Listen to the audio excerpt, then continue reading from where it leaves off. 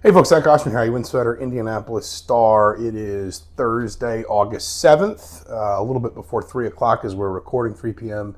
here in Puerto Rico. Forgive me, no exotic location today. Haven't really left the hotel yet. Been kind of churning through a lot of copy from last night, a lot of different things to digest.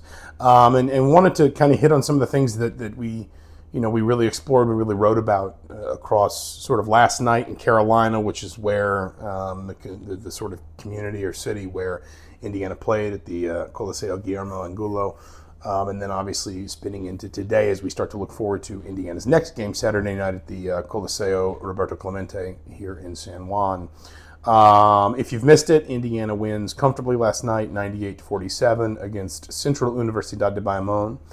I think the biggest takeaway, frankly, sort of the baseline takeaway, and this has sort of underpinned a lot of what I've written, last night, Wednesday night, written today, things that are already on indystar.com/sports right now, things that will be there, either later today or tomorrow morning, is that I think, Indiana's going to want to win these games just in the way that you always want to win games. But I don't think that Darian DeVries is going to come out of this tour worried about results, and I don't think he's going to come out of these games obsessed with results. I think what he wants to see is proof of concept. He wants to see a team that has clearly, or that can clearly demonstrate that it has absorbed all of the concepts and philosophies that he has spent the last 2 months, kind of trying to convey through these practices. We talked in a previous video on these Tour Diaries about how I think these games are probably not even the most important part in DeVries' mind of the preseason tour. It probably was those practices. It was the full and kind of unfettered practice access that he and his staff could have with their team.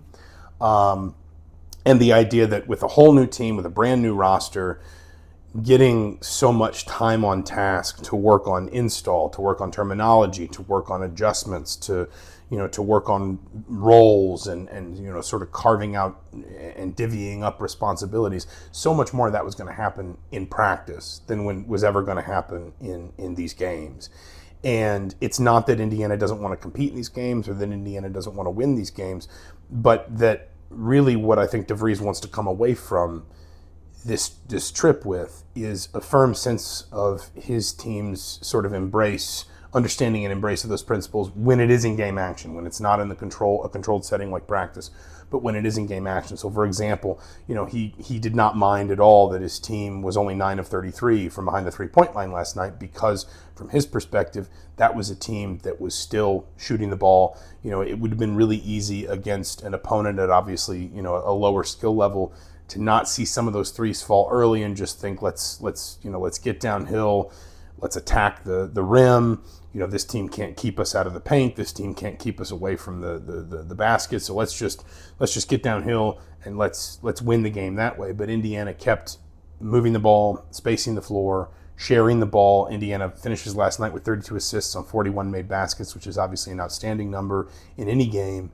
And, whether you're talking about like an individual, and forgive me, I keep looking behind the camera here, but I've got the box score pulled up. Whether you're talking about any individual like Lamar Wilkerson, who was 3 of 13 from 3 last night, or you're talking about the collective as a team, I think DeVries is just not going to be bothered by sort of individual performances so much as he's going to be encouraged by the idea that the wider performance, the wider team performance reflects what he has been trying to sort of, instill in this team across the course of this summer. Wilkerson, as an example, he said, I don't mind if he goes, I think that I'm paraphrasing, but the quote was basically, I don't mind if he goes 2 for 20 on one night, because I know that means he's going to go 18 for 20 on another night because he's just that good of a shooter. And, he said about the team more widely, he said something to the effect of, we missed a lot of shots tonight that we'll take on any given night, and most nights we're confident that they'll go in. And I think that's important because, and I explored this a lot more in a piece that I think will be up on indystar.com/sports first thing Friday morning. Again, this tour really needs to be more about Indiana's embrace and Indiana's commitment to DeVries' philosophies. And, defensively, I think that the tests are going to be sterner when Indiana plays Mega Superbet, the Serbian team that it'll play Saturday night and then Monday morning here. But offensively, Wednesday, it was less about who shot well, who were your leading scorers, but more kind of what was the process to getting your shots? Was there an emphasis or a commitment to, what DeVries wants to do offensively and what he'll want to preach, what he will want to sort of, really underpin Indiana's offensive sort of success this season? Did Indiana stick with that even when the shots weren't falling? And that's where I think probably this game Wednesday night was maybe most beneficial to Indiana. I don't think you get as much out of the gap in skill level, but what you do get is a chance to not shoot the ball well, a chance for the process to lead you to a lot of good shots. And again, DeVries seemed very happy with shot selection. The process to lead you to a lot of good shots, a lot of good looks, and those not to go in, and you to still persist with that process, rather than sort of pivoting back to something that maybe is easier in a game like that, but is not going to be reflective of the way you're going to try and win games when the competition gets more stern. So, for example, if you look at Indiana's 33 three-point attempts, and I understand this is an imperfect comparison, but Indiana attempts 33 threes last night, only once in the last 3 years in a regular season game, and I'm extending that to include Big Ten tournament games, NCAA tournament games, etc. Only once in the last 3 years of regular season games did Indiana attempt more threes in a single game than that. That was that they had 35 three-point attempts in the loss at Nebraska last winter. That's it. And so again, it is that commitment to saying, this is how we win, this is how we get our points, and this is how we create our offense. We play fast, we spread the floor. In transition, we're constantly on the attack. In the half court, it's all about spacing and ball movement. And you saw those things, maybe in some respects. I mentioned this on the video last night and in my Insider from last night, which again, indystar.com/sports, go read it there.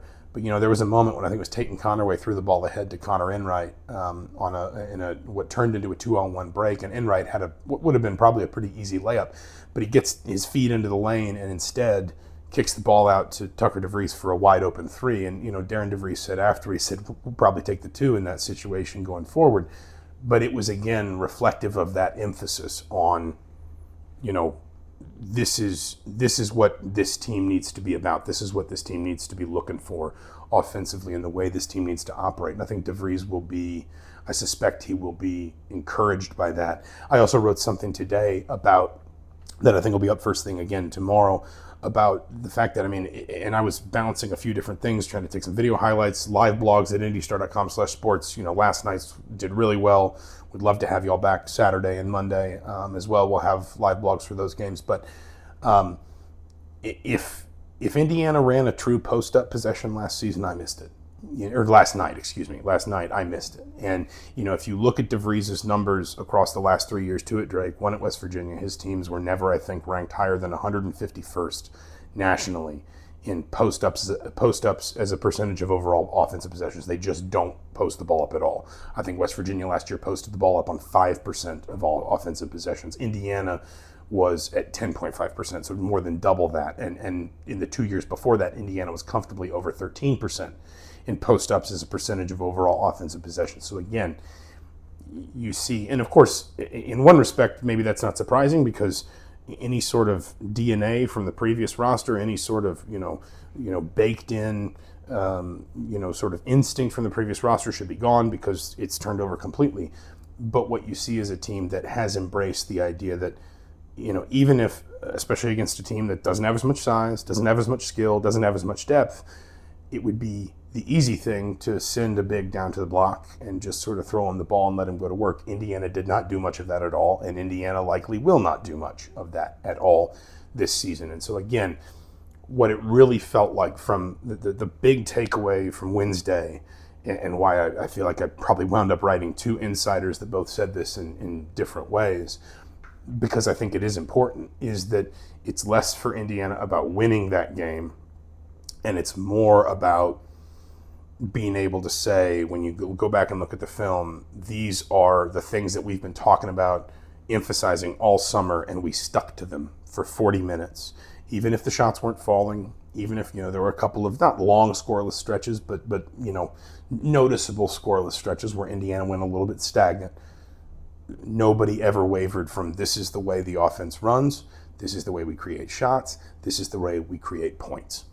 And if you're Indiana, I think that's something I suspect Darian DeVries will feel without wanting to make too big of a deal about it. That's something I think Darian DeVries will feel like he can build on from the process that led up to this tour and then Wednesday night's game. A couple of housekeeping notes. Wrote about Trent Sisley this morning. I mean, it continues to... He continues to be one of those players, and you always feel like there's one or two every preseason that's just impossible to ignore. He's making himself, frankly, impossible to ignore. He looked really good in that open practice we saw last week, noticeably for a true freshman who's making that adjustment on what is an experienced roster. Even if it's not experienced in time together, it is very experienced. He never looked out of place in that practice, and last night was even better. He was the only Hoosier who broke 23 minutes. Total in minutes played. He was 9 of 12 from the floor, 3 of 3 from behind the arc. He led Indiana with 21 points. Nobody else scored more than 13. He did kind of straddle that line between like the main rotation and the group that was finishing the game, because Darian DeVries pretty much had benched all of his starters like by the end of the third quarter, if not a little bit before then. But DeVries was full of praise for Sisley. Said he's just worked really hard all summer. He's been really good. He's kind of earned this opportunity to put himself in line for more playing time. And as things stand, with Nick Dorn injured, with Alexa Ristic just joined the team, Andrea Simovic still waiting to get over to the U.S., and Jason Drake injured as well. This is an opportunity for a player like Sisley to go seize some minutes when he's got to see the floor out of necessity as much as anything else. You go out there and you give your coach a reason to keep playing you, then that coach is going to keep coming back to you once the preseason or the summer and the preseason turn into the true preseason, the September and October preseason, when you're not preparing for exhibition games, you're preparing for games that count. And so Sisley's progress continues to be something that is noticeable. Should also mention, Jason Drake talked about this in our video last night, but he is not here with Indiana. He's suffering from what DeVries would only describe as a lower body injury. Drake's the Drexel transfer guard, was a very good sort of shooter and creator for Drexel last season, and a player that I think if Indiana is going to persist long term with a starting five that includes both Connor Enright and Tatum Connerway, which is what we saw last night and what we saw last week in practice, then you're going to need guard depth from somewhere on the bench. Alexa Ristic looked good last night in probably some fairly sort of streamlined or simplified kind of minutes concept wise. DeVries said he really hasn't had much practice time at all with Indiana. He just joined the team a few days ago.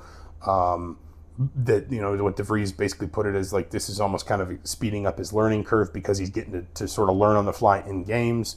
But if you're Indiana, you're going to want a veteran presence from that bench as a ball handler, as a point guard. And if long term Indiana winds up sticking with these Connor Enright, Tatum Connerway starting lineups, somebody's probably got to pick up those minutes. And so Jason Drake not being here is obviously a bit concerning. Now, as time goes on, it could be that Nick Dorn, as he gets healthy, because he is here. And again, if we're trying to sort of read between the lines, Dorn is here, and DeVries has already said he really won't be ready until the fall because he has an unspecified injury as well. Drake is not, so that gives you a sense that for in one way or another, those two players are probably at different spots in their sort of injury recovery. Drake not being here would be presumably because there are options for sort of more direct treatment back in Bloomington that are more important than him just sort of being on a bench right now, not participating. What that treatment might look like, we wouldn't want to speculate at this point. But, maybe long-term, Nick Dorn steps into a larger role. One of those two starting point guards, Enright or Connerway, slides back to the bench, and that gives you a little bit more rotation balance. But right now, Drake's injury is at least a little bit concerning because you need to see, if you're Indiana, are or you want to see that guard depth develop behind a 3-guard lineup if you include Lamar Wilkerson as well. So we'll kind of keep an eye on Jason Drake's status and see where things go from there. This video is running long, so we'll leave it for the moment. Not a lot to expect in terms of sort of Indiana, or, doing a lot publicly over the next couple days. You'll probably see bits and pieces on social media where, again, I think as we've talked about in previous videos, the emphasis for DeVries on the off days here is really probably going to be more on team bonding, building those relationships, building that chemistry off the floor that he hopes he can translate onto the floor as the season sort of approaches. But Saturday night, I do expect to be a more substantial test for Indiana. Mega Superbet is a professional team from Serbia that takes up residence, it seems like, in the Bahamas or in the Caribbean kind of in the summer, and just sort of hops around playing exhibition games against college teams. That's who Indiana played both games against in the Bahamas in 2021. And so they'll play two games against them now, starting at 7 p.m. Saturday at the Coliseo Roberto Clemente. We will have live blog, as always, a ton of build up to that. Including some that's already on indystar.com/sports. We'll have a live blog at indystar.com/sports. So many of you joined us there last night. Thank you so much for doing that. We would love to have you back Saturday night at 7 p.m. as well. And as always, please like and subscribe the YouTube channel. Please, keep kind of coming back here, because this gives us another outlet to really just sort of convey what we're seeing and how we're digesting it from this tour of Puerto Rico, when obviously these games aren't being televised, highlights are somewhat limited, and so being able to kind of offer these more in-depth breakdowns is something that we want to keep doing. So please like and subscribe the YouTube channel as well. We'll be back tomorrow with another tour diary, maybe looking ahead a little bit more to what we might be sort of watching from that game against Mega. But between now and then, for the Indianapolis Star, I'm Zach Osterman. Thanks so much for watching. We'll talk to you soon.